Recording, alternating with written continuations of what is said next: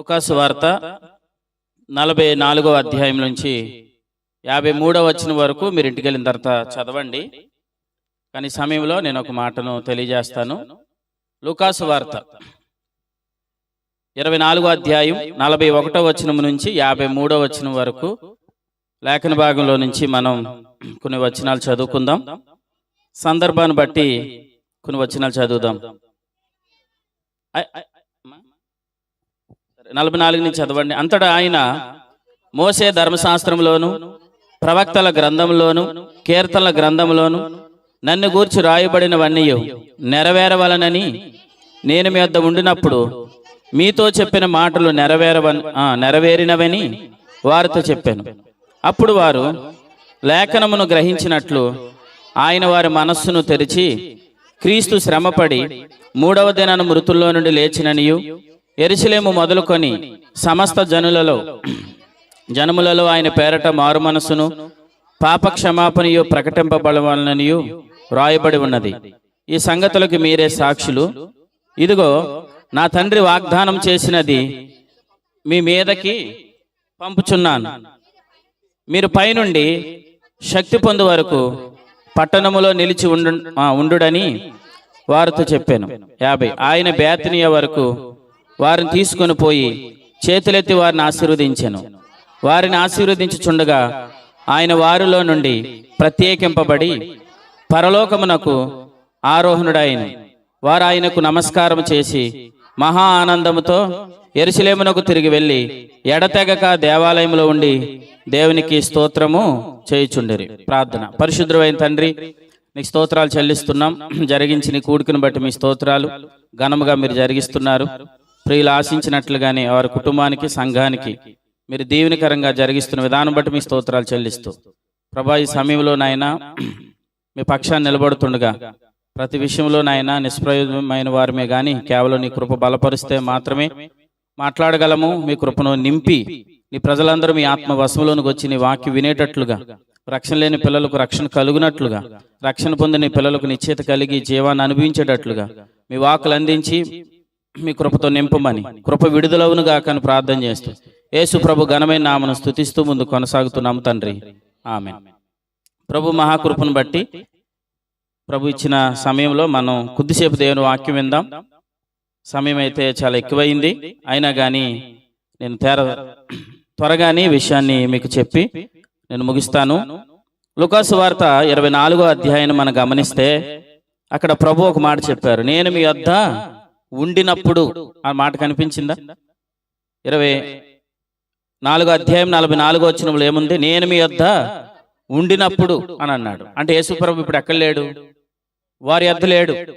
అక్కడ ఎవరితో మాట్లాడుతున్నాడంటే ప్రభువును వెంబడించే శిష్యులతో మాట్లాడుతున్నాడు. నేను మీ వద్ద ఉండినప్పుడు అని అన్నాడు. అంటే ప్రస్తుతానికి ఇప్పుడు ఆయన ఈ మాట మాట్లాడే టయానికి వారితో లేడు. మరి ఎక్కడ ఉన్నాడు ఆయన అంటే ఆయన సిలువేయబడ్డాడు, సమాధి చేయబడ్డాడు, సమాధిలో నుండి తిరిగి లేచాడు. యేసు ప్రభు తిరిగి లేచాడంటే ఆయన ఎవరు అని అంటే యాజకుడు. యేసు ప్రభు లేచాడంటే అర్థం ఏంటి? ఆయన ఎవరు? యాజకుడు. యాజకుడు అంటే ఏముండాలి? ఖచ్చితంగా దేవాలయపు అనుభవం ఉండాలి. 53వ వచనంలో ఏం కనబడుతుంది చూడండి. దేవాలయపు అనుభవం కనబడుతుంది. ప్రభు స్తోత్రం. యేసు ప్రభు 24వ అధ్యాయంలో ఒక యాజకుడుగా మనకు కనబడుతున్నాడు. అలాగే 53వ వచనంలో అక్కడ ఒక దేవాలయపు అనుభవం కూడా కనబడుతుంది. ఇక్కడ ఉన్న ఈ యాజకుడు అనే అనుభవంలో ఏమేం కనబడుతున్నాయి చూడండి. 47వ వచనం మారు మనస్సు కనబడుతుంది. ఏం కనబడుతుంది? మారు మనస్సు వల్ల కలిగే పాప క్షమాపణ కనబడుతుంది. 49వ వచనంలో పరిశుద్ధాత్మను గూర్చిన వాగ్దానం కనబడుతుంది. 51వ వచనంలో ఆశీర్వాదం కనబడుతుంది. 52వ వచనంలో మహానందం కనబడుతుంది. ప్రభు స్తోత్రం చెప్పండి. అయితే ఈ లూకాసు వార్త 24 అధ్యాయాలు మనకు కనబడుతున్నాయి. ఈ లూకాసు వార్త 24 అధ్యాయంలో మొదటి అధ్యాయం మనకి ఒక యాజకుడు కనబడతాడు. మొదటి అధ్యాయంలో ఒక దేవాలయం కనబడుతుంది. ఏంటి ఆ దేవాలయము అని అంటే, ఆ దేవాలయం మనకి ఏం చూపిస్తుంది అని అంటే పాత నిబంధన బలులు జరిగించే దేవాలయం. ఆ దేవాలయంలో అనుదినం సేవ చేసే యాజక ధర్మం చొప్పున క్రమముగా సేవ చేసే జకర్యా అనే ఒక యాజకుడు మనకి కనబడతాడు. అంటే ఈ లూకాసు వార్త 24వ అధ్యాయం మొదటి అధ్యాయం దేవాలయంతో ప్రారంభించబడింది, 24వ అధ్యాయం దేవాలయంతో ముగించబడింది. మొదటి అధ్యాయంలో యాజకుడు కనబడుతున్నాడు, చివరి అధ్యాయంలో యాజకుడు కనబడుతున్నాడు. మొదటి అధ్యాయంలోని యాజకుడు దేని బట్టి నియమించబడ్డాడు? ధర్మశాస్త్రమును బట్టి నియమించబడ్డాడు. ఇలా చెప్పండి, చివరి అధ్యాయంలోని యాజకుడు దేని బట్టి నియమించబడ్డాడు? ఇలా చెప్పచ్చు, నూతన నిబంధనను బట్టి నియమించబడిన యాజకుడు. అయితే మనం ముందుకు వెళ్తే ఈ పాత నిబంధనను బట్టి నియమించబడిన యాజకత్వం ఎక్కడైతే జరుగుతుందో మొదటి అధ్యాయంలో, అది ఒక మతం. చెప్పండి ఏంటి? అది ఒక మతం. 24వ అధ్యాయంలో 24వ అధ్యాయానికి వచ్చేటప్పటికి అక్కడ దేవాలయం ఉంది, యాజకుడు ఉన్నాడు, అక్కడ ఆనందం ఉంది, మహా ఆనందం ఉంది. ఆ అనుభవాన్ని మనం ఇలా చెప్పొచ్చు, అది విశ్వాసం. ప్రభు స్తోత్రం చెప్పండి. మతం మొదటి అధ్యాయం అయితే విశ్వాసం చివరి అధ్యాయం. మొదటి అధ్యాయంలో పాప క్షమాపణ అనే అనుభవం కనబడదు, కానీ 24వ అధ్యాయంలో ఏ అనుభవం ఉంది? పాప క్షమాపణ అనే అనుభవం ఉంది. మొదటి అధ్యాయంలో యాజకుడు ఉన్నాడు, ధర్మశాస్త్ర నిబంధన ఉంది, దేవాలయం ఉంది, బలులు ఉన్నాయి, కానీ అక్కడ కనబడిన పదం ఏంటంటే పాప క్షమాపణ. కానీ 24వ అధ్యాయంలో దేవాలయం ఉంది, యాజకుడు ఉన్నాడు, కానీ అక్కడ కనబడనివి బలులు, అక్కడ కనబడేది పాప క్షమాపణ. ప్రభుకి స్తోత్రం చెప్పండి. అయితే ఆ పాప క్షమాపణకి ముందు ఏముందంటే మారు మనసు అనేది ఉంది. ఏముంది? మారు మనసు అనేది ఉంది. మొదటి అధ్యాయంలో మతంలో మారు మనసు వేరు, నూతన నిబంధనలో మారు మనసు అనే అనుభవం వేరు. మతంలో ఉన్న మారు మనసు అనే అనుభవం ఏంటి? నువ్వు చేస్తున్న తప్పును విడిచిపెట్టడమే మారు మనసు. కానీ నూతన నిబంధనలో ప్రభు ఇచ్చిన మారు మనసు ఏంటంటే నువ్వు ఏ స్థితిలో ఉన్నా ప్రభు వైపు తిరగడమే మారు మనసు. ప్రభు స్తోత్రం చెప్పండి. అంటే మతం ఏం బోధిస్తుంది? నువ్వు ఉదయమే లేవాలి, తల స్నానం చేయాలి, ఉదయమే లేవాలి, ఇది చెయ్యాలి, ఉదయమే లేవాలి అంటే క్రమం అనేది ఉంటుంది. ఖచ్చితంగా ఏముంటుంది? క్రమం అనేది ఉంటుంది. క్రమం ఉంటుంది, మర్యాద ఉంటుంది, అన్నీ ఉంటాయి. కానీ చివరికి ఏం కలగదు? పాప క్షమాపణ అనేది కలగదు. ఒకవేళ నేనేమంటానంటే పాప క్షమాపణ అనేది కలిగితే మళ్ళీ ఉదయం లేచి మనం ఆయనకి నమస్కారం చేయవలసిన పని లేదు. మతంలో చేసే వాళ్ళందరూ ఏం చేస్తున్నారు? ఈ రోజు చేశారు, మరలా రాత్రి అయిపోయింది, మళ్ళీ ఉదయాన్నే లేచి మళ్ళీ వెళ్ళి మళ్ళీ అలా తిరిగి మళ్ళీ అంటే మొదట చేసిన దాన్ని బట్టి వీళ్ళకి ఏమి లేదు, పాప క్షమాపణ లేదు. క్రమం ఉందా? ఉదయాన్నే లెగిస్తారు, అన్ని ఉంటాయి, క్రమం ఉంటుంది, మర్యాద ఉంటుంది, అన్ని ఉంటుంది, కానీ ఏమి లేదు, పాప క్షమాపణ అనే అనుభవం లేదు. కానీ నూతన నిబంధనలో ప్రభు ఇప్పుడు యాజకుడు అయితే ఎక్కడున్న మారు మనసు ఏంటంటే ఏ స్థితిలో ఉన్నా నువ్వు యేసు వైపు తిరిగితే చాలు. ప్రభుకి స్తోత్రం చెప్పండి. కొంతమంది ఏమంటున్నారు, నేను తాగుబోతున్నాండి. ఎంత తాగుబోతున్నా అంటే మా ఊర్లో ఎవ్వరు తాగలేనంత మందు నేను తాగుతానండి, నన్ను కూడా ప్రభు క్షమిస్తాడంటే నువ్వు యేసు ప్రభుని ఒప్పుకుంటే చాలు, నిన్ను కూడా క్షమిస్తాడు. నేను చాలా దుర్మార్గునండి, నువ్వు చాలా దుర్మార్గుని, అసలు నాకు క్రమం లేదండి, నేను ఏమీ చేయలేనండి, నువ్వేమీ చేయకపోయినా పర్వాలా, యేసు వైపు తిరిగితే చాలు. పక్షవాయువు గల వ్యక్తి అని ఒక ఆయన ఉన్నాడు బైబిల్లో. పక్షవాయు గల వ్యక్తికి ఏమేమి పని చేస్తాయి? ఏమీ పని చేయవు. ఏమీ పని చేయలేని వ్యక్తిని నలుగురు మనుషులు యేసుప్రభు దగ్గరికి మోసుకొని వచ్చారు. యేసుప్రభు దగ్గరికి మోసుకొని వస్తే యేసుప్రభు చెప్పిన మొట్టమొదటి మాట ఏంటి? నువ్వు వెళ్ళి ధర్మం చెయ్యి అని అన్నాడు అనుకోండి. ధర్మం చేయడానికి ఏముండాలి? చేతులు ఉండాలి. చేతులు పక్షవాయువు లాగేసాయి. సరే, నువ్వు వెళ్ళి తీర్థయాత్రలు చేయి అన్నాడు అనుకోండి, ఏముండాలి? పాదాలు ఉండాలి. పాదాలు ఏమైనాయి? అయిపోయినాయి లేదా? సరే, నువ్వు వెళ్ళి ఇది చెయ్యాలనడానికి అతనికి ఏమి లేదు, చేతులు లేవు, పక్షవాయు లాగేసింది, కాలు పక్షవాయు లాగేసింది. అంటే ఇప్పుడు అతను ఏమీ చేయలేడు, అంతేనా? కానీ ఆ వ్యక్తితో ప్రభు చెప్పిన మాట ఏంటి? నీ పాపములు క్షమించబడ్డాయి. ప్రభుకి స్తోత్రం చెప్పండి. కానీ మతం ఏం చెప్తుంది? నువ్వు ఏదో ఒకటి చెయ్యాలని చెప్తుంది. ఒకసారి అదే లూకాసు వార్త 3వ అధ్యాయం చూడండి. లూకాసు వార్త 3వ అధ్యాయం. లూకాసు వార్త 3వ అధ్యాయం 10వ వచనం. 3:8 చదవండి. మొదట మారు మనస్సు అంటే దేని గురించి చెప్తున్నారు? మారు మనసే. అయితే చూడండి తర్వాత 10వ వచనం. ప్రజలు వచ్చి మేమేం చేయాలని అడిగితే అప్పుడు మారు మనసు పొందండి అన్నారు. మారు మనసు అంటే అర్థం ఏం చెప్తున్నాడు చూడండి ఇక్కడ యోహాను. అందుకు జనులు అలాగైతే మేమేమి చేయవలనని అడగగా అతడు ఏం చెప్పాడు? ఇలా చివరి 11వ వచనం చివరి చూడండి డైరెక్ట్ గా, అలాగూ చెయ్యండి అని చెప్పాడు. అంతేనా? మేమేం చెయ్యాలని అనగానే ఏం చెప్పాడు? మీరు అలాగూ చెయ్యండి. 12వ వచనం చూడండి, అలాగూ చెయ్యండి అని చెప్పాడు. 14వ వచనంలో కూడా అలాగూ చెయ్యండి అని అన్నాడు. అంటే పాత నిబంధనలో మారు మనసు అనే అనుభవం ఎలా కనబడుతుంది? మీరు చెయ్యండి అనే అనుభవం కనబడుతుంది. కానీ విశ్వాసంలో నూతన నిబంధనలో కలిగే మారు మనసు ఏమని కనబడుతుందంటే ఆయన వైపు తిరగండి. ప్రభుకి స్తోత్రం చెప్పండి. చెయ్యండి అనే అనుభవం కంటే ఆయన వైపు తిరగండి అనే అనుభవం చాలా గొప్పది. అంతే కదా? చూపించిన మాట అపోస్తుల కార్యగ్రంథం 2వ అధ్యాయం, అపోస్తుల కార్యగ్రంథం 3వ అధ్యాయం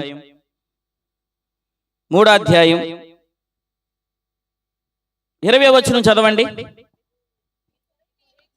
మీ కొరకు నియమించిన క్రీస్తు యేసును ఆయన పంపినట్లును మీ పాపములు, అది ప్రభు స్తోత్రం, మీ పాపములు తుడిచివేయబడు నిమిత్తం మారు మనస్సు పొంది తిరగండి. మారు మనసు అంటే అర్థం ఏంటి? తిరగండి.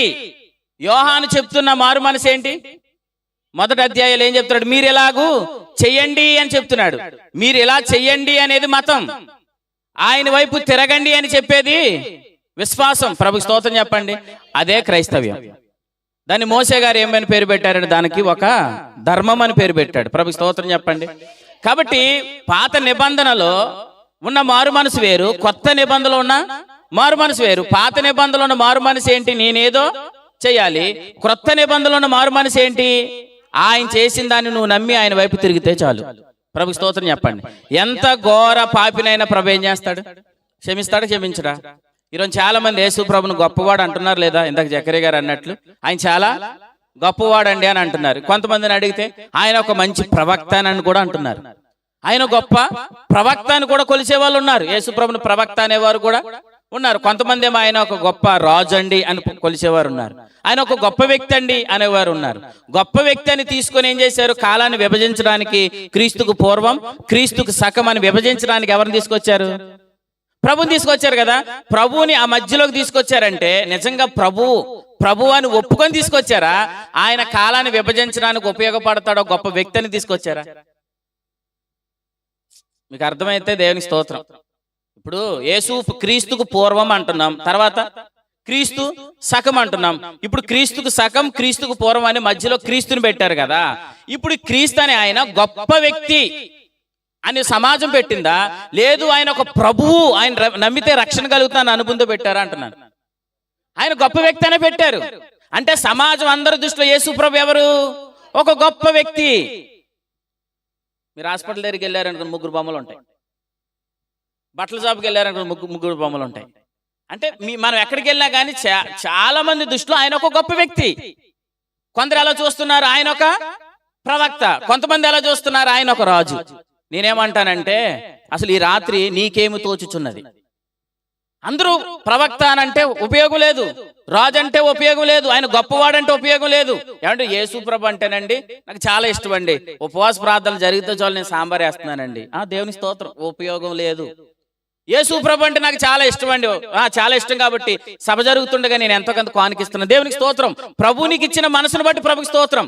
కానీ ఆయన గొప్ప వ్యక్తిగా చూసి నువ్వేదో ఇవ్వగలుగుతున్నా కానీ ఈ రాత్రి గొప్ప వ్యక్తిగా కాదు, ఆయన ఒక ప్రభువుగా నువ్వు గుర్తించి ప్రభుకి స్తోత్రం చెప్పండి.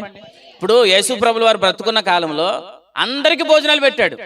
5 రొట్టెలు 2 చిన్న చేపలు 5,000 మంది పంచగా 12 గంపలు మిగిలిగానే అక్కడ ఉన్న చూసిన వాళ్ళు అందరూ అనుకున్నారు, రే ఈయన గాన మనం రాజుగా చేసుకుంటే మనకు అసలు భోజనం కొరువు ఉండదు అనుకున్నారు.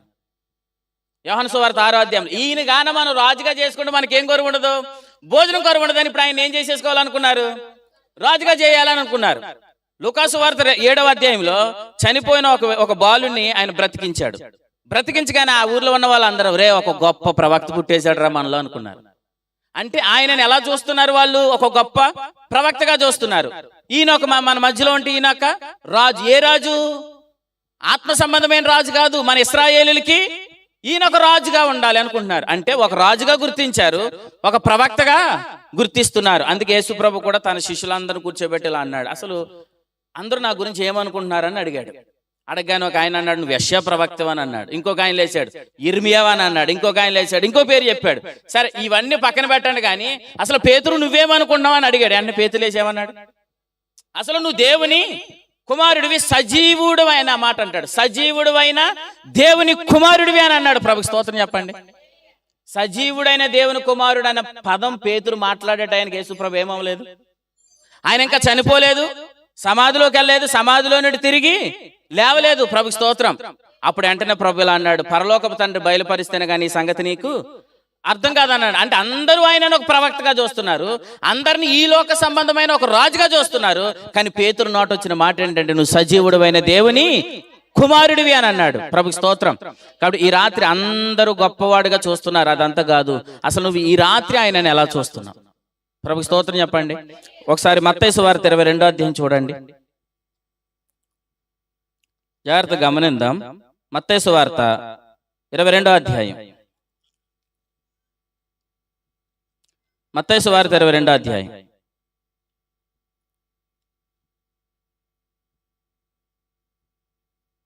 ఆయన ఒక మాట అడిగాడు చూడండి అక్కడ, మత్తయి సువార్త 22వ అధ్యాయం 42వ వచనం.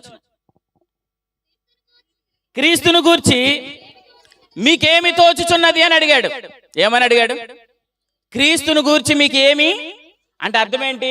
అందరూ రకరకాల భావంతో ఉన్నారు, అసలు మీరుకేమి తోచుచున్నది అని అడిగాడు కదా. ఇప్పుడు కూడా ఏమడుగుతున్నాడంటే, ఈ మౌత్ శబ్దం ద్వారా వింటున్న వాళ్ళందరితో అసలు క్రీస్తుని గురించి మీరు ఏమనుకుంటున్నారు? యేసు ప్రభు అంటే ఏమనుకున్నారు? ఒక గొప్ప వ్యక్తి అనుకుంటున్నారా? దానివల్ల మీకు ప్రయోజనం లేదు. యేసు ప్రభు ఎవరంటే ఒక రాజు అనుకుంటున్నారా? దానివల్ల ప్రయోజనం లేదు. యేసు ప్రభు అంటే ఎవరు? ఆయన ఒక ప్రవక్త అనుకుంటున్నారా? దానివల్ల ప్రయోజనం లేదు. యేసు ప్రభు ఎవరని అర్థం కావాలి. చూడండి వాళ్ళు ఏమని సమాధానం ఇచ్చారు. తర్వాత వారు ఏమన్నారు? దావీదు కుమారుడు అని చెప్పారు. ఆన్సర్ కరెక్టేనా? దావీదు కుమారుడు యేసు ప్రభు ఎవరు అంటే దావీదు కుమారుడు అని చెప్పారు. కరెక్టేనా అన్నాను. ఆన్సర్ కరెక్టేనా? ఇక్కడ ఉన్న వాళ్ళందరూ దేవుని స్తోత్రం చెప్పండి. యేసు ప్రభు మీకు ఏమి తోచుచున్నది అని అడిగినప్పుడు వాళ్ళు దావీదు కుమారుడు అని చెప్పారు. ఆన్సర్ కరెక్టేనా అంటున్నాను. ఆన్సర్ కరెక్ట్ కాదు. అది బాగా గమనించాలి. దావీదు కుమారుడు అనే ఆన్సర్ కరెక్ట్ కాదు. ఆన్సర్ కరెక్ట్ అయితే ఆయన ఏం మాట్లాడో చూడండి. అందుకు ఆయన అలాగైతే అని అన్నాడంటే అర్థం ఏంటి? ముందు చెప్పిన ఆన్సర్ తప్పు. అలాగైతే నేను నీ శత్రువులను నీ పాదముల కింద ఉంచు వరకు నీవు నా కుడిపార్శ్వమును కూర్చుండమని ప్రభువు నా ప్రభుతో చెప్పాను, ప్రభువు నా ప్రభుతో చెప్పాను అని చెప్పి అక్కడ ఏమన్నాడు? తర్వాత చదవండి. అని దావీదు ఆయనని ఏమన్నాడు? ప్రభు అని ఆత్మ వలన చెప్పాడు. ప్రభుకి స్తోత్రం. ఇప్పుడు ఏమి తోచుచున్నదని అడిగిన వాళ్ళందరూ ఏం చెప్తున్నారు? ఆయన దావీదు కుమారుడు అని చెప్తున్నారు. కానీ యేసు ప్రభుల వారు ఏమంటున్నారు? అసలు దావీదు కుమారుడు అని మీరు అంటున్నారు, కానీ అసలు వాస్తవానికి దావీదే నన్ను ఏమన్నాడు? ప్రభు అన్నాడు. అంటే దావీదే నన్ను ప్రభు అని ఒప్పుకున్నాడు. సరే మీకు మాట అంటాను, దావీదు కుమారుడు అని అనుకోండి, యేసుప్రభు ఎప్పుడు ఉన్నట్టు? దావీదు కుమారుడు అయితే యేసుప్రభు ఎప్పుడు ఉన్నట్టు? దావీదు తర్వాత ఉన్నట్టు. దావీదు ప్రభు అంటే ఎప్పుడున్నాడు? దావీదు కంటే ముందు ఉన్నాడు. ప్రభు స్తోత్రం. ఈ రాత్రి విషయం మీకు అర్థమవును గాక. దావీదు కంటే ముందు ప్రభు ఉన్నాడు కాబట్టి దావీదుకు ప్రభు అయ్యాడు. దావీదు తర్వాత వాళ్ళు ఏమనుకుంటున్నారు? దావీదు కుమారుడు అంటే ఏమని ఒప్పుకుంటున్నారు? వీళ్ళు దావీదు తర్వాత అంటే ఎలా చూస్తున్నారు? ప్రభువుగా చూస్తున్నారా? ఒక గొప్ప వ్యక్తిగా చూస్తున్నారా? ఒక వ్యక్తిగా చూస్తున్నారు. అర్థమైంది? ఆయన ఒక మంచివాడు, లేదంటే ఆయన ఒక ప్రవక్త, లేదంటే ఆయన ఒక రాజు. గొప్ప వాళ్ళందరిలో ఆయన ఒకడు అని అనుకుంటున్నారు. కానీ రాత్రిలో చెప్తున్నాను, ఆయన దావీదు కుమారుడుగా కాదు, దావీదుకి ప్రభువుగా ఉన్నాడు. ప్రభుకి స్తోత్రం చెప్పండి. అంటే అర్థం ఏంటంటే దావీదు కంటే ముందే ప్రభు ఉన్నాడు. ప్రభుకి స్తోత్రం. కాబట్టి ఇప్పుడు యేసు ప్రభుని రాత్రి నీకు ఎలా అర్థం కావాలంటే ఆయన ప్రభువుగా అర్థం కావాలా? ఎలా అర్థం కావాలి?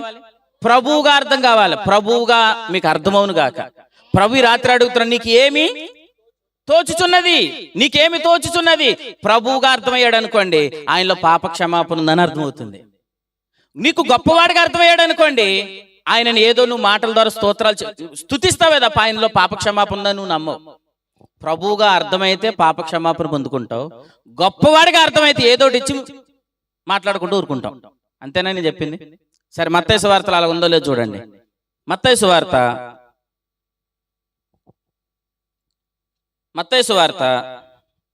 9వ అధ్యాయం 6వ వచనం చదవండి.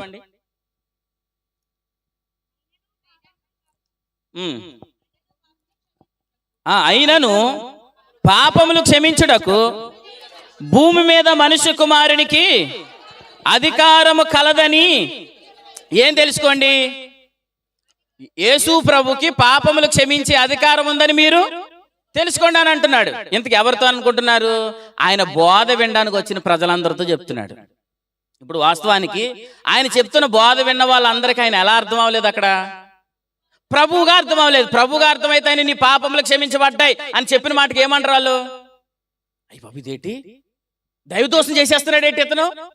దేవుడు ఒక్కడే కదా పాపాలు క్షమించేవాడు, ప్రభువు ఒక్కడే కదా, ఈయన పాపంలో ఏం చేసేస్తున్నాడు? క్షమిస్తున్నాడు అని వారు మనసులో అనేసుకున్నారంట. మరి అలా అనుకున్న వాళ్ళు ఎందుకు వచ్చి వాక్యం వింటున్నారని చెప్తుంటే? అంటే ఆయన చెప్తుంటే ఎందుకు వింటున్నారు? ఈయన ఏదో చెప్తున్నాడు, ఒక గొప్ప వ్యక్తి, స్వస్థతలు చేస్తున్నాడు, అద్భుతాలు చేస్తున్నాడు, ఏదో ఈయన ఒక గొప్ప వ్యక్తి అని వచ్చి కూర్చున్నారు. కానీ ఆయన ప్రభుగా ఎరగలేదు. ప్రభుగా ఎరుగుంటే అక్కడ పాప క్షమాపణ కలిగించిన వెంటనే వీళ్ళు ఆనందించాలి. ఒరే, మన పాపాలు క్షమించి ఆయన వచ్చేసాడు రా అని చెప్పాల. అంతే కదా? ఒరే, మనం ఎంతకాలం కష్టపడ్డాం, బలులిచ్చాం, ఇన్ని నియమాలు చేశాం, కానీ మనకేం దొరకలేదు? పాప క్షమాపణ దొరకలేదు, నెమ్మది దొరకలేదు. కానీ మన పాపాలు క్షమించే దేవుని కుమారుడు, సజీవుడైన దేవుని కుమారుడు దావీదుకి ప్రభు మన మధ్యలోకి వచ్చేసాడని ఆనందించాలి. ప్రభుకి స్తోత్రం. కానీ ఆనందించడానికి బదులు మనసులో ఏం చేస్తున్నారు? సనుగుకుంటున్నారు అన్నాడు. ఏం చేస్తున్నారు? సనుకుంటున్నారంటే ఆయన దావీదు కుమారుడిగా ఎరిగారు, ఆయన ఒక గొప్ప వాడిగా ఎరిగారు, ఒక గొప్ప ప్రవక్తగా ఎరిగారు, ఒక మంచివాడిగా ఎరిగారు, ఒక రాజుగా ఎరిగారు, కానీ దావీదుకి ప్రభువుగా ఎరగలేదు. ఈ రాత్రి నిన్ను అడుగుతున్నాడు, అసలు నీకెలా తోచుచున్నది? నీకెలా తోచుచున్నది? కాబట్టి ఈ మౌత్ శబ్దం ద్వారా వింటున్నవారు ఎవరైతే సువార్తను వింటున్నారో వారందరికీ ఆయన గొప్పవాడుగా కాదు, ప్రభువుగా అర్థమవును గాక. ప్రభుకి స్తోత్రం చెప్పండి. ప్రభువుగా అర్థమైతే ఆయన దగ్గరికి వస్తే నాకేం కలుగుతుంది? పాప క్షమాపణ కలుగుతుంది. ఇప్పుడు మనం చెప్పే సువార్తలో రక్షణ ఒప్పుకోలు చేసినప్పుడు ఏమంటున్నాం? మనం యేసు ప్రభు అని నోటితో ఒప్పుకొని ఆయన మృతుల్లో నుండి తిరిగి లేచాడని హృదయమందు విశ్వసించిన ఎడల రక్షించబడతాం. ప్రభుకి స్తోత్రం. అంటే రక్షణ ఒప్పుకోలు దగ్గరికి వచ్చినప్పుడు కూడా మనం ఏమన్నాం? ప్రభువా అని ఒప్పుకోమంటున్నాం. ప్రభుకి స్తోత్రం చెప్పండి. ఇక్కడికి రాకపోయినా, ఎక్కడుండి మౌత్ శబ్దం విన్నా సరే, నువ్వేమి నమ్మక్కర్లా, నువ్వేమి చేయక్కర్లా, ఎక్కడికి వెళ్ళక్కర్లేదు. ఒక్క మాట, యేసుని ప్రభువుగా గుర్తించి చాలు. ఆయన దావీదుకి ప్రభువు, ఆయన ప్రభు అని నువ్వు గుర్తిస్తే చాలు. ప్రభువా అని ఒప్పింపజేసి ఆత్మని మీద పనిచేయను గాక. రాత్రి ప్రభువా అని ఒప్పుకోకుండా పనిచేసే ఆత్మలు ఉన్నాయి. యేసుని ప్రభువా అని ఒప్పుకోకుండా పనిచేసే ఆత్మలు ఉన్నాయి. అసలు శాస్త్రులు, పరిసయ్యులు అందరి మీద కూడా అదే స్పిరిట్ పనిచేసింది. యేసు ప్రభు వచ్చే సమయానికి బలహీనపరిచి ఒక దయ్యం ఒక స్త్రీని పట్టింది అన్నాడు, చూసారా? అసలు యేసు ప్రభు వచ్చే టయానికి ఆ బలహీనమైన స్త్రీని పట్టడం కాదు, యేసు ప్రభు వచ్చే టయానికి శాస్త్రుల మీద, పరిసయ్యులు అందరి మీద కూడా దయ్యం పనిచేసింది. ఏంటి ఆ దయ్యం అనుకుంటున్నారు? దావీదు కుమారుడు అంటే ఒప్పుకుంటారు, కానీ దావీదుకి ప్రభు అంటే ఒప్పుకోదు ఆత్మ. ఈ దినాల్లో కూడా ఆత్మ పనిచేస్తుంది. యేసు ప్రభు నామూల ఆత్మ నుండి విడుదల కలుగును గాక. ఏంటండి, యేసు ప్రభు అని ఒప్పుకోవాలంటే ఆత్మ పని ఉండాలంటే నేనేమంటానంటే, మీ అందరి మీద ఆత్మ పని చేశాడు కాబట్టి ప్రభు అని ఒప్పుకున్నారు. చాలా మంది మీ ఒప్పుకోరు. ఇప్పుడు కొరింథీ మొదటి పత్రిక 12వ అధ్యాయం అలా ఉందో లేదో చూడండి వాక్యం. కొరింథీలకు రాసిన మొదటి పత్రిక 12వ అధ్యాయం. మీరు వాక్యం వినలేకపోతే చేయి చూపించండి, ముగిస్తాను. అమ్మా మార్తమ్మ గారు, ఎవరైనా వినకపోతామ్మా, ఎందుకంటే నాకు సమయం అయిన తర్వాత ఇచ్చారు కాబట్టి. మీరందరూ మంచోళ్ళు. కొరింథీ మొదటి పత్రిక 12వ అధ్యాయం 3వ వచనం చదవండి. ఇందుచేత దేవుని ఆత్మ వలన మాట్లాడేవాడెవడును యేసు శాపగ్రస్తుడని చెప్పడనియు, ఈ మాట చూడండి, పరిశుద్ధాత్మ వలన తప్ప ఎవడును యేసు ప్రభు అని ఒప్పుకోడు. అర్థమైందా? అర్థమా లేదా? అంటే ఇప్పుడు ప్రభువా అని ఒప్పుకోవాలంటే ఖచ్చితంగా ఎవరు పని చేయాలి? అంటే మీ అందరి మీద ఒకప్పుడు ఎవరు పని చేశారు? అంటే ఇప్పుడు ప్రభువా అని ఒప్పుకోవడం లేదంటే వాళ్ళందరి మీద ఎవరు పని చేస్తున్నారు చెప్పాలి? వేరొక ఆత్మ పని చేస్తున్నాడు. యేసు ప్రభు నామములో ఈ ఎర్రపోతవరంలో వేరొక ఆత్మ పని ఆగిపోను గాక. యేసు ప్రభువు అని ఒప్పుకుని ఆత్మ పని చేయను గాక. మీరు ఆమేనానండి, ఎక్కడ పని చేయాలో అక్కడ పని చేస్తారు. నా దాసుడు పక్షవాయుతో బాధపడుతున్నాడు ప్రభు అని అన్నప్పుడు, సరే పద నీ ఇంటికి వస్తానంటే అప్పుడు ఆయన ఏమన్నాడు? నువ్వు రావద్దు ప్రభువా, నువ్వు మాత్రం నా ఇంటికి రావద్దు, నువ్వు ఎక్కడుండు, నువ్వు మేరీ సుశీల గారి ఇంటి దగ్గరే ఉండు. నువ్వు ఇక్కడ మాట ఈ ప్రభు, మా వీధిలో ఉన్నవారు బాగుపడిపోతారు. ఆమెన్ చెప్పండి. మీరు ఇక్కడ ఆమెన్ అంటే చాలు, మీ వీధిలో ఉన్నవారు బాగుపడతారు. నమ్మితే ఆ కార్యం జరుగును గాక. అయ్యో కుయ్యేరు చాలా దూరం ఉంది, కానీ కుయ్యేరులో కూడా కార్యాలు జరుగుతాయి. నువ్వు నమ్మి ఆమెనని పలికితే చాలు. కాబట్టి ప్రభువా అని ఒప్పుకున్నామంటే మన మీద ఎవరు పని చేసినట్టు? పరిశుద్ధాత్మ ప్రభు పని చేసినప్పుడు. చెప్పండి, శాస్త్రులు పరిచయలు యేసు ప్రభుని ఏమని ఒప్పుకుంటున్నారు? దావీదు కుమారుడు అని ఒప్పుకుంటున్నారు, ఇంకా గొప్పవాడని ఒప్పుకుంటున్నారు, ఇంకా రాజు అని ఒప్పుకుంటున్నారు, ఇంకా మంచివాడని ఒప్పుకుంటున్నారు, ఇంకా ప్రవక్త అని ఒప్పుకుంటున్నారు. నేనేమంటాను, ఇవన్నీ ఒప్పుకోకపోయినా ఏమీ లేదు, ప్రభువా అని ఒప్పుకుంటేనే అసలుది. అసలు కాదు ఎక్కడ స్టార్ట్ అవుతుంది? ప్రభువా అని ఒప్పుకుంటే చాలు. మేరీ సుశీల గారు సాక్ష్యం చెప్తే చివరిలో ఇలా అన్నారు, మా పెద్దింట్లు గారండి, ఆయన రక్షించబడితే చాలు. యేసు ప్రభు నామలో మళ్ళీ కూడికి జరిగేలాగా ఆయన ప్రభులోకి వచ్చింది కాక. అయ్యో ప్రభులోకి రావాలంటే నేను మాత్రం ఎత్తిన బాటిల్ దించనండి. నువ్వు దించకపోయినా పర్వాలేదు, యేసు ప్రభు నిన్ను మారుస్తాడు. మీరు అందరూ మారిపోయి వచ్చారు యేసు ప్రభు దగ్గరికి. వచ్చిందా మార్పు? వచ్చిందా? దేవునికి స్తోత్రం. వస్తే మార్పు వస్తుంది. వచ్చిన తర్వాత మార్చుకునేది, వచ్చిన తర్వాత మార్చేదే క్రైస్తవ్యం. మార్చుకొని వచ్చేది మతం. మతంలో ఏముండదు, నెమ్మది ఉండదండి. సరే, నేను ఎలా అంటున్నాను, లూకాసు వార్త 1వ అధ్యాయంలో ఏముంది? మతం ఉంది. లూకాసు వార్త 24వ అధ్యాయంలో ఏముంది? అందరూ నా వైపు చూడండి. 1వ అధ్యాయంలో మతం ఉంది, 24వ అధ్యాయంలో విశ్వాసం ఉంది కదా. 1వ అధ్యాయంలో జకరియా నోరేమైంది? మోగబోయింది. 24వ అధ్యాయం చివరి వచనంలో ఏముంది చెప్పండి?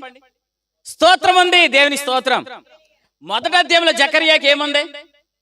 భయం. 1వ అధ్యాయంలో జకర్యాకి భయం ఉంది. 24వ అధ్యాయంలో అక్కడ ప్రజలకు ఏముంది? దేవునికి స్తోత్రం. అది మీ అందరి మీద పని చేయను గాక. మతంలో ఉన్న వారికి భయం. ఏంటా భయం? రేపు ఏమైపోతానన్న భయం, కుటుంబం ఏమైపోతానన్న భయం, అప్పుల విషయంలో ఏమవుతామన్న భయం. ఇవన్నీ భయాలు భయాలు భయాలు భయాలు మనుషులు పీడిస్తాయి. 1వ అధ్యాయంలో మతం ఉంది, దేవాలయం ఉంది, యాజకుడు ఉన్నాడు, అది మతం. ఆ మతం కింద ఉన్న వారందరూ భయాల్లో బ్రతుకుతున్నారు. భయం ఉంది కాబట్టి వాళ్ళ నోరు ఏమైంది? మోగబోయింది. కానీ విశ్వాసంలోకి ఎప్పుడైతే నువ్వు వస్తావో, యేసు వైపు ఎప్పుడైతే నువ్వు చూస్తావో, ఆయన దావీదు కుమారుడే కాదు, ఆయన ప్రభు అని ఏ రోజైతే నువ్వు ఒప్పుకుంటావో, ఆ రోజు నుంచి మీలోంచి భయాలు పోతాయి. మీకు మాట చెప్పనా, ఒకప్పుడు నేను ప్రతి చిన్నదానికి భయపడేవాడిని అండి కదా. ఈ రోజు నీలోంచి భయం ఎందుకు పోయింది చెప్పనా? ఆ భయానికి మూలమైన మతం నీలోంచి పోయింది. ఈ వాక్యం ఎవరైతే కంటిన్యూగా వింటున్నారో, ఈ విశ్వాస వాక్యం ఏదైతే ఉందో, ఈ విశ్వాస సంబంధమైన ఏర్పాటు ఏదైతే ఉందో, వారిని మీరు కదపండి. అప్పులు ఉన్నాయా? ఉన్నాయి. సమస్యలు ఉన్నాయా? ఉన్నాయి. అనారోగ్యం ఏదో ఉంది. కానీ ఇంత ధైర్యంగా ఎలా బ్రతుకుతున్నావు అన్నట్టు ఏమంటారు? ఎప్పటికైనా నా ప్రభు నాకు విజయం ఇస్తాడన్న ధైర్యం. ధైర్యం బ్రతికిస్తుందా లేదా? నిరీక్షణ కలిగి బహుధైర్యముగా మాట్లాడుచున్నావు అన్నాడు కొరింథీ పత్రిక 3వ అధ్యాయంలో. అంటే ఇప్పుడు నువ్వు నిరీక్షణతో మాట్లాడుతున్న మాటలు కొంతమందికి వెరు మాటలా కనబడుతున్నాయి. కొంతమంది బాబు ఇది ఎంతరా, ఎంత ఉంటుందా భక్తిలో అని అనుకుంటున్నారు చాలా మంది. ఒకప్పుడు ఆ మాటలు మన నోటు ఉన్నాయా? ఒకప్పుడు అంత ధైర్యంగా మాట్లాడగలిగామా? అంత నిరీక్షణతో మాట్లాడగలిగామా? మన నిరీక్షణ మాటలు మన ధైర్యంగా మాట్లాడుతున్నారు. ఎదుటి వాళ్ళు అనుకుంటున్నారు, ఎక్కడి నుంచి వచ్చేసిందండి ఈ ధైర్యం? అసలు ఇతను ఎలా ఇంత విషయాన్ని ఎలా చేయాలనుకుంటున్నాడు? అసలు ప్రభు స్తోత్రం. ఆ ధైర్యం మనలోనికి ఎలా వచ్చింది? నిన్ను భయపెట్టే మతం నీలో నుంచి పోయింది. ప్రభు స్తోత్రం. ఇక్కడ ఉన్న సంఘము మతంలోనికి నెట్టేసేది కాదు, భారాల్లోకి నెట్టేసేది కాదు, భయాల్లోనికి నెట్టేసేది కాదు, భయాల నుంచి విడిపించేది. ప్రభు స్తోత్రం చెప్పండి. ఇక్కడ జరుగుతున్న ఈ సంఘం ద్వారా భయాలు పోతాయి, నిరీక్షణ కలుగుతుంది. నిరీక్షణ కలిగిన వాడు ఖచ్చితంగా ఎబ్రీ పత్రిక 3వ అధ్యాయం ప్రకారం నిరీక్షణ కలిగిన వాడు ఉత్సాహంతోనూ ఆనందంతో జీవిస్తాడు. ఆనందం ఉందా లేదా? ఎప్పటికైనా ప్రభు నా జీవితంలో జయమిస్తాడన్న ఆనందం. నిరీక్షణ రోమపత్రిక 5:5 ప్రకారం నిరీక్షణ మనల్ని ఏం చేయదు? సిగ్గుపరచదు. ఏ నాటికైనా నేను సిగ్గుపడనన్న ధైర్యంతో బ్రతికేస్తున్నాం. అలాగే ఈరోజు మన చాలా మంది జీవితాల కార్యాలు జరిగిస్తున్నాడు. ఈ సంవత్సరంలో 2026కు వచ్చిన తర్వాత ఇంజనం కానీ, అలాగే మన కుయ్యర్ కానీ, ఎరపత్వారని కానీ చాలా కృతజ్ఞత కూడికలు జరిగాయి. చాలా కృతజ్ఞత కూడికలు జరిగాయి. ప్రభు స్తోత్రం. అంటే ప్రభు ఏం చేస్తున్నాడు? వెనువెంటే వాక్యం ఇస్తున్నాడు, వెనువెంటే సూచక్రియల ద్వారా దాన్ని స్థిరపరుస్తున్నాడు. ఒకప్పుడు భయం, కానీ ఇప్పుడు ఆ భయాల నుంచి విడిపోయాం. ఒకప్పుడు ఏం మాట్లాడలేం, నోరు మోగబోయింది, కానీ ఇప్పుడు అనర్గళంగా దేవునికి మనం ఏం చెప్తున్నాం? స్తోత్రాలు చెప్తున్నాం. ఇంకానూ మీరు స్తోత్రాలు చెప్పే అనుభవంలో ప్రభు మిమ్మల్ని నడిపించును గాక. రైట్, ఒకసారి లూకాసు వార్తకు రండి. చివరిగా లూకాసు వార్త. ఈ రాత్రి దావీదు కుమారుడుగా కాదు కానీ దావీదు ప్రభుగా ఒప్పుకుంటే ఖచ్చితంగా వారికి పాప క్షమాపణ ఉందని ప్రభు చెప్తున్నారు. లూకాసు వార్త 24వ అధ్యాయం. లూకాసు వార్త 24వ అధ్యాయం ఒకసారి 47వ వచనం చదవండి. యెరూషలేము మొదలుకొని సమస్త జనులలో ఆయన పేరట ఇప్పుడు ఏం చెప్పాలి? మారు మనసు. మొదలుకొనండి. మొదలుకొనంటే అర్థం ఏంటంటే అప్పుడు వరకు ఉన్న మారు మనసు ఏంటి చెయ్యాలి. యేసు ప్రభు ఎప్పుడైతే తిరిగి లేచాడో అప్పటి నుంచి మొదలుకొన్న మారు మనసు ఏంటి? ఆయన వైపుకు తిరగడం ఏంటి? మారు మనసు. మారు మనసు వల్ల ఏం కలిగింది? పాప క్షమాపణ కలిగింది. పాప క్షమాపణ కలిగితే ఇప్పుడు 49వ వచనంలో పరిశుద్ధాత్మను గూర్చిన వాగ్దానం చెప్తున్నాడు. ఎవరైతే పాప క్షమాపణ పొందుతున్నారో వారిలోనికి ఎవరు వస్తారు? ఇప్పుడు పరిశుద్ధాత్మ ప్రభు వస్తాడు. ఆమేన్. యేసు ప్రభుని నమ్మితే సరిపోద్దా? మరి మేమేం మారక్కర్లేదా అంటే మేమేం చెప్తున్నాం అంటే నువ్వేం మార్చుకోలేవు, నీ వల్ల అవ్వదు. నువ్వు చేసేవి ఏది నువ్వు మానలేవు.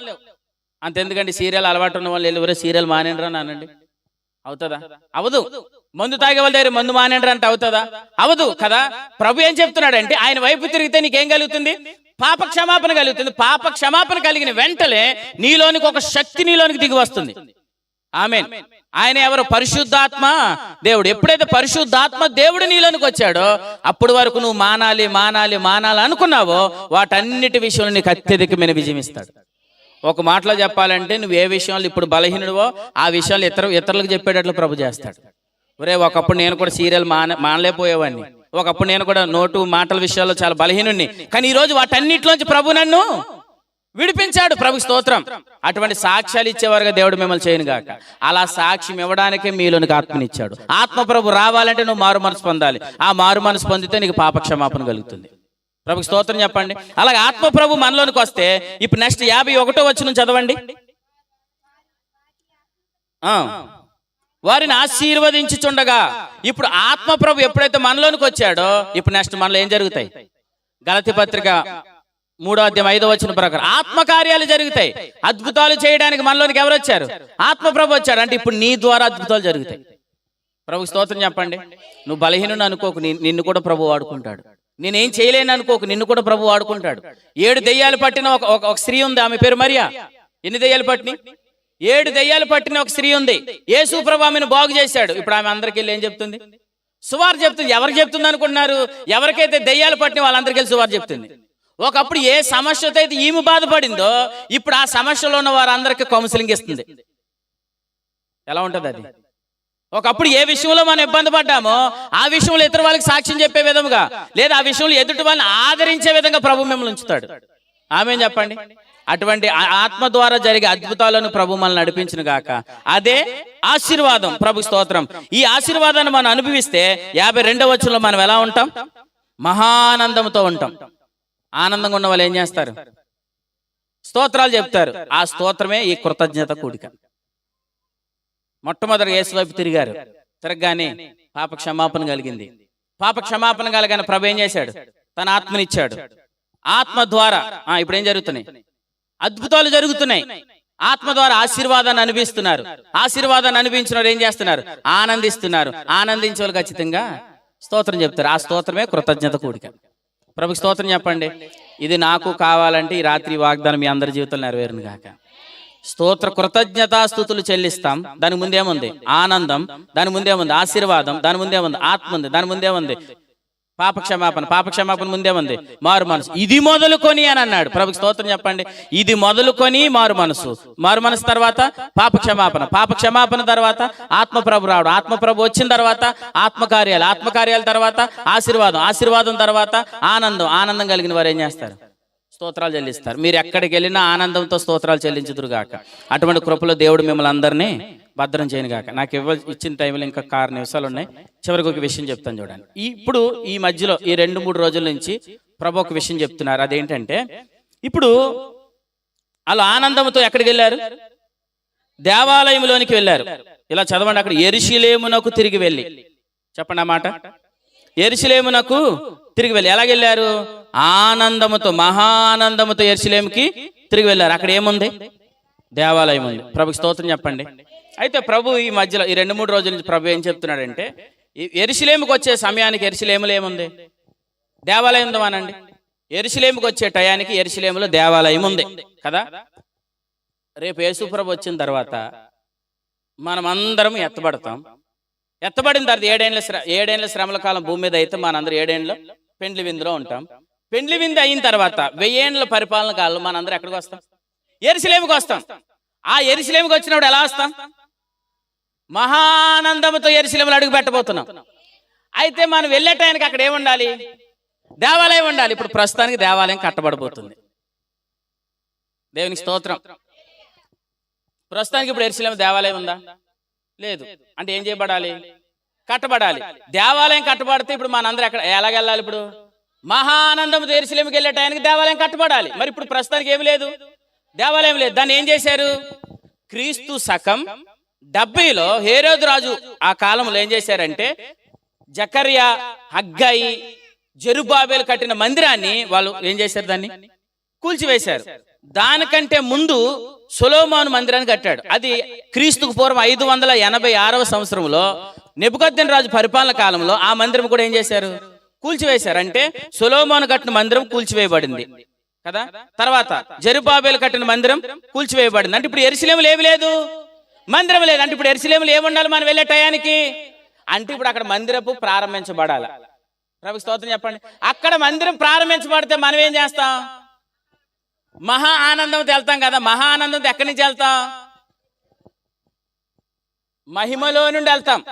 ప్రభువు స్తోత్రం చెప్పండి. మహిమలో నుండి మహా ఆనందంతో యెరూషలేములో అడుగు పెట్టబోతున్నాం. ఆ టైంకి అక్కడ దేవాలయం ఉండాలి. ఇప్పుడు ప్రస్తుతానికి ఏమి లేదు, దేవాలయం లేదు. అంటే యేసుప్రభు ఇప్పుడు ఖాళీగా ఉన్నాడా? లేదు. ఇప్పుడు ఆల్రెడీ ఒక దేవాలయం కడుతున్నాడు. అదే ఆత్మ సంబంధమైన మందిరం, సజీవమైన రాళ్లతో ఆత్మ సంబంధమైన మందిరం కడుతున్నాడు. అంటే ఆల్రెడీ ఇప్పుడు ఏం కట్టబడుతుంది? మందిరం కట్టబడుతుంది. ఇప్పుడు త్వరలో ఏం కట్టబడబోతుంది? దేవాలయం కట్టబడబోతుంది. అది స్టార్ట్ అవ్వాలి. అది స్టార్ట్ అవ్వాలంటే ఇక్కడ పని ఏమవ్వాలి? ఇది ముగించబడాలి, అది స్టార్ట్ అవ్వాలి. ప్రభుకి స్తోత్రం చెప్పండి. అక్కడ త్వరలో స్టార్ట్ అవ్వబోతుంది. ఆమేన్ చెప్పండి. అక్కడ స్టార్ట్ అవ్వబోతుంది అంటే అర్థం ఏంటి? ఇక్కడ ముగించబడబోతుంది. ఇక్కడ ముగించబడబోతుంది అంటే అర్థం ఏంటి? త్వరలో మనం వెళ్ళిపోయే టైం దగ్గర పడింది. ప్రభుకి స్తోత్రం చెప్పండి. ఇప్పుడు యెరూషలేములో దేవాలయం కట్టకూడదని యుద్ధాలు జరుగుతున్నాయి. యెరూషలేం కట్టబడకూడదు, యెరూషలేములో దేవాలయం కట్టబడకూడదు. దేవాలయం కట్టబడకూడదని యెరూషలేము చుట్టూ ఉన్న ప్రాంతాలు, ఇరాన్ కానీ, ఇరాక్ కానీ, అరబ్ దేశాలు అందరూ ఏం చేస్తున్నారు? అక్కడ మందిరం ఏం చేయబడకూడదు? కట్టబడకూడదు. సరే నేను అంటాను, మందిరం కట్టకూడదని వాళ్ళు ఎంత ప్రయత్నం చేసినా ఖచ్చితంగా మందిరం కట్టబడుతుంది. ఎందుకు అని అంటే అబ్రహాముతో ఆదికాండం 22వ అధ్యాయంలో ఎలా అన్నాడు? యెహోవాయే చూచుకొనునని అన్నాడు. అంటే ఆ పర్వతం మీద మందిరం కొరకు ఆయన చూసుకుంటానని చెప్పాడు. ఆ పర్వతం మీదే ఇస్సాకును బలిచ్చాడు. ఆ పర్వతం మీదనే సొలొమోను మందిరం కట్టాడు. ఆ పర్వతం మీదనే జెరుబాబెలు మందిరం కట్టాడు. ఇప్పుడు ఆ పర్వతం మీదనే త్వరలో మందిరం లేకపోతుంది. ప్రభుకి స్తోత్రం చెప్పండి. ఖచ్చితంగా త్వరలో అక్కడ మందిరం స్టార్ట్ అవబోతుంది. ఎన్ని దేశాలు అడ్డుపెట్టినా ఖచ్చితంగా మందిరం స్టార్ట్ అవబోతుంది. ఎందుకు? అబ్రహాముకి ఇచ్చిన వాగ్దానం.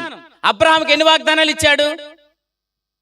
2 వాగ్దానాలు ఇచ్చాడు. ఒకటేంటి? అన్ని జనులందరూ ఆశీర్వదించబడతారు. 2వ వాగ్దానం ఏంటి? ఇశ్రాయేలు అందరికి ఆ దేశాన్ని ఇస్తానన్నాడు. ఆల్రెడీ మొదటి వాగ్దానం ఏమవుతుంది ఇప్పుడు అంటే ఒక వాగ్దానం నెరవేర్పు జరుగుతుంది, ఇంకొక వాగ్దానం నెరవేరబోతుంది. ప్రభుకి స్తోత్రం చెప్పండి. కాబట్టి యెరూషలేముకి మహానందంతో మనం వెళ్ళబోతున్నాం. మనం వెళ్ళేటానికి అక్కడ మందిరం కట్టబడబోతుంది. ఇప్పుడు ప్రస్తుతానికి ఏమి లేదు, మందిరం లేదు. కానీ త్వరలో మందిరం కట్టబడుతుంది. దాన్ని ఆపాలనుకుంటున్నారు లేదా? కానీ ఎంతమంది ఆపాలనుకున్నా కానీ మందిరం కట్టబడుతుంది. 2000 సంవత్సరాల నుంచి ఇప్పుడు ఆల్రెడీ మందిరాన్ని ప్రభు కడుతున్నాడు. ఏ రాళ్లతో?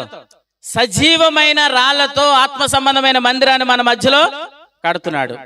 ఈ మందిర పని పూర్తవగానే ఆయన పిల్లలందరూ మహిమలోనికి ఎత్తబడతారు. అర్థమైందా? మహిమలోనికి ఎత్తబడతారు. అక్కడ మందిరం కట్టబడుతుంది. సొలొమోను ఆరంభించాడు, దాన్ని ముగించాడు. 7 సంవత్సరాలు పట్టింది. జెరుబాబెలు ప్రారంభించాడు, దాన్ని ముగించాడు. 46 సంవత్సరాలు పట్టింది. యేసు ప్రభు ఆరంభించాడు, 2000 సంవత్సరాల నుంచి ఇంకా కడుతూనే ఉన్నాడు. ఎందుకు చెప్పనా? పెద్దింట్లు గారు ఇంకా ఆ గోడలో చేర్చబడడం కోసం. పెద్దిరాజు గారు ఈ ఇటుక ఇంకా దొరకలేదు ఆయనకి. ఈ ఇటుక కోసమే ఈ రోజు కృతజ్ఞత కూడిక. ఈ కృతజ్ఞత కూడిక ఏమన్నాడంటే, రారా బాబు పెద్దిరాజు నా కుమారుడా, ఆదాం బిడ్డ, నువ్వు వస్తే ఆ గోడలో ఇటుక ఏం చేస్తాడు? ఆయన పేరిస్తాడు. ప్రభుకి స్తోత్రం. అంటే మా ఊర్లో చాలా ఇటుకలు ఉన్నాయి. ఆ ఇటుకలన్నీ ఈ సజీవమైన రాళ్లలో ఈ మందిరపు గోడలు ఏం చేయాలి? అందుకే ఇంకా మందిరం ఇంకా పూర్తవలేదు. ఆఖరి ఇటుక పెద్దిరాజు గారు అయితే కానీ అవకుండును గాక. ఎందుకంటే రేపు మరలా పెద్దమ్మ గారి దగ్గర కూడుకుంది, అక్కడ ఒక ఇటుకుంది. ఆ ఇటుక దొరకాలి.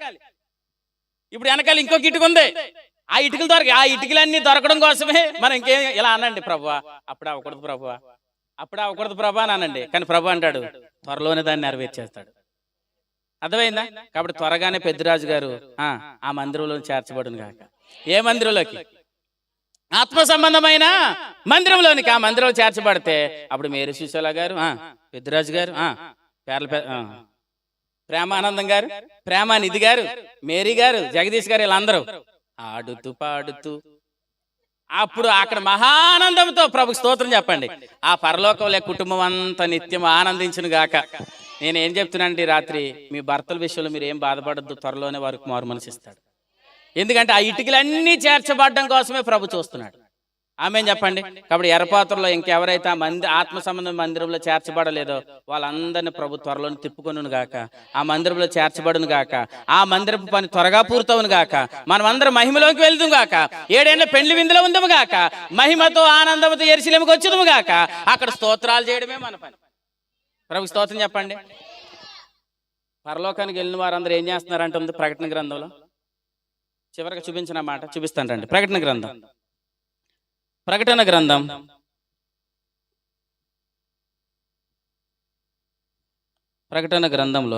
7వ అధ్యాయం.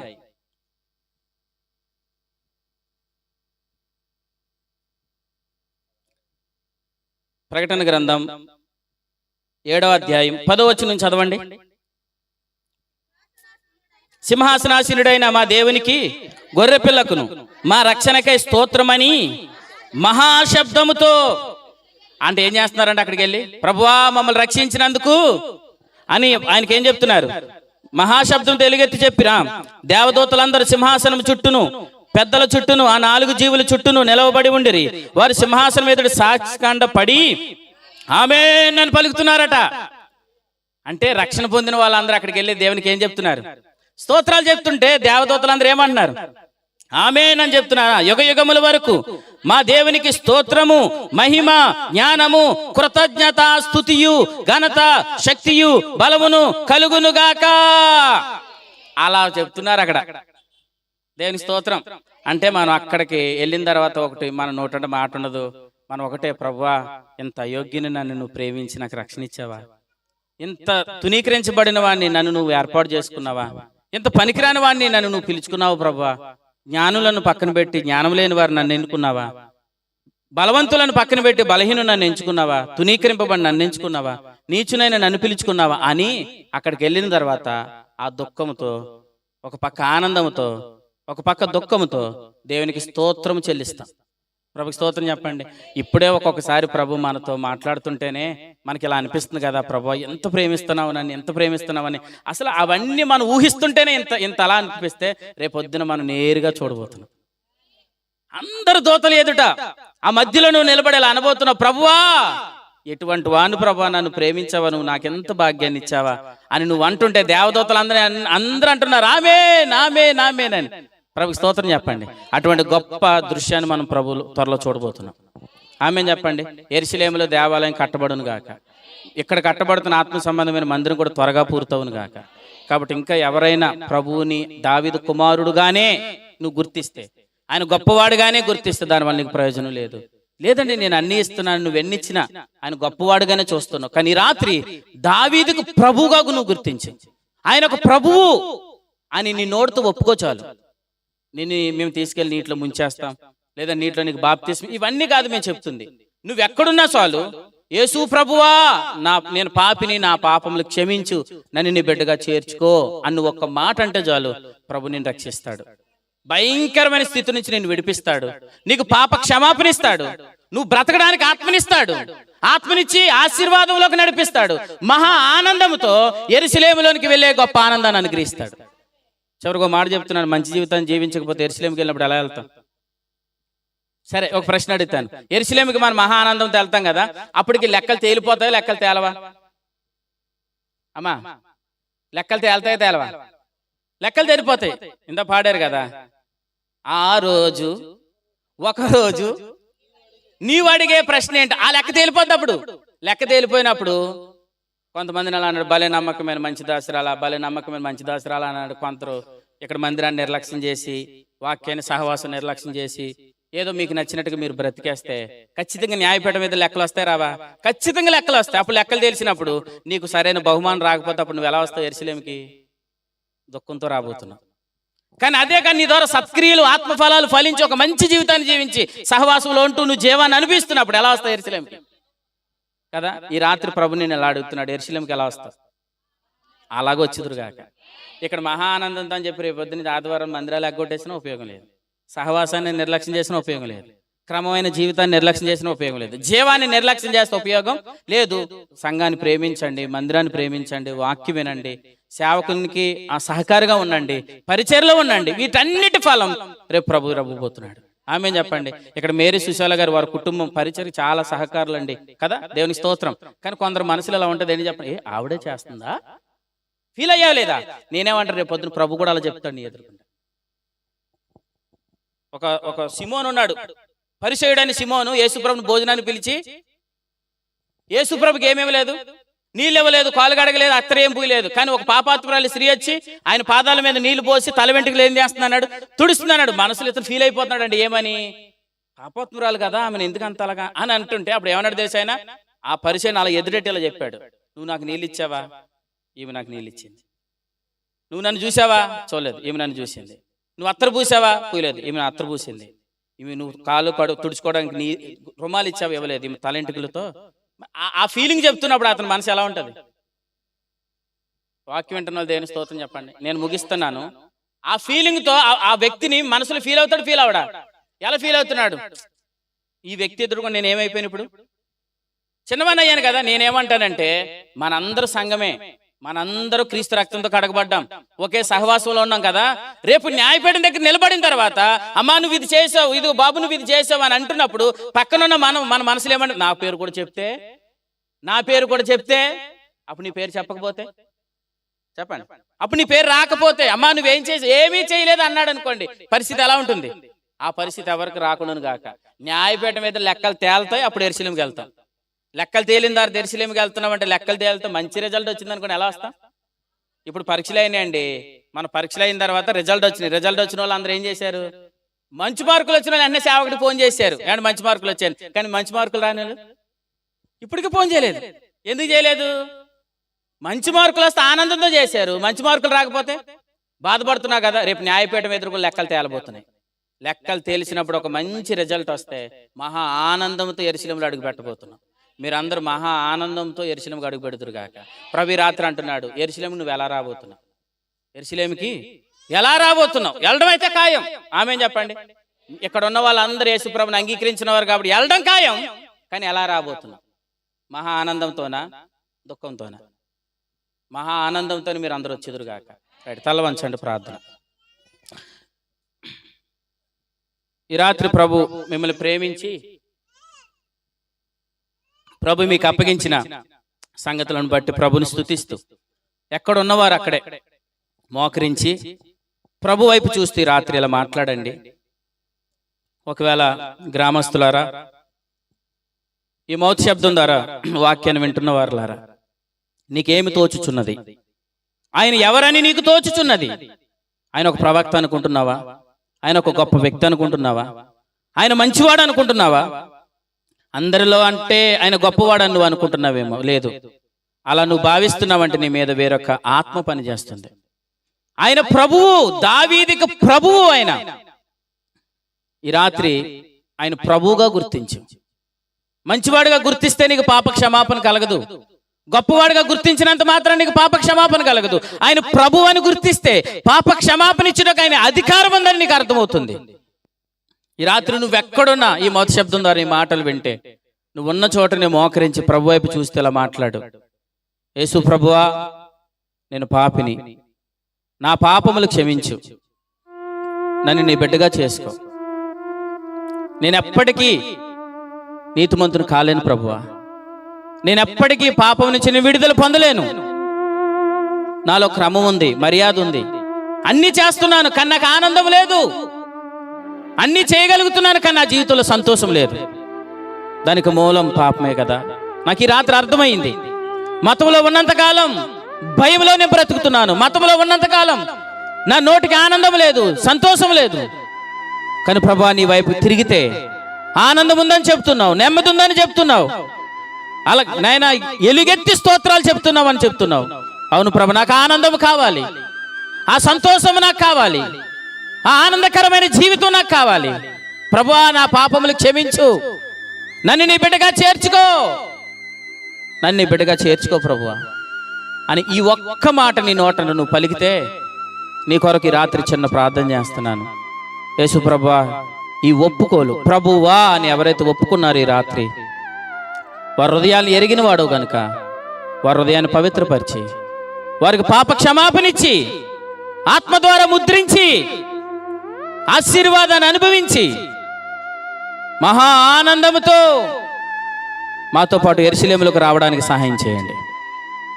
అలాగే ప్రభువా, నీలోనికి వచ్చి సంఘములో చేర్చబడి ఈ రాత్రి నీ మాటలు విన్న నీ బిడ్డలు మందిరాన్ని నిర్లక్ష్యం చేయకుండా, వాక్యాన్ని నిర్లక్ష్యం చేయకుండా ఆత్మ సంబంధమైన మందిరం కట్టడం పూర్తవుతుంది.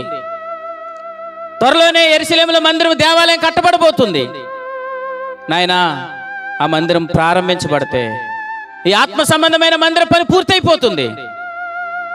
కానీ నా ద్వారా పరిచర్యకి ఏమాత్రం ఉపయోగం లేదు ప్రభువా.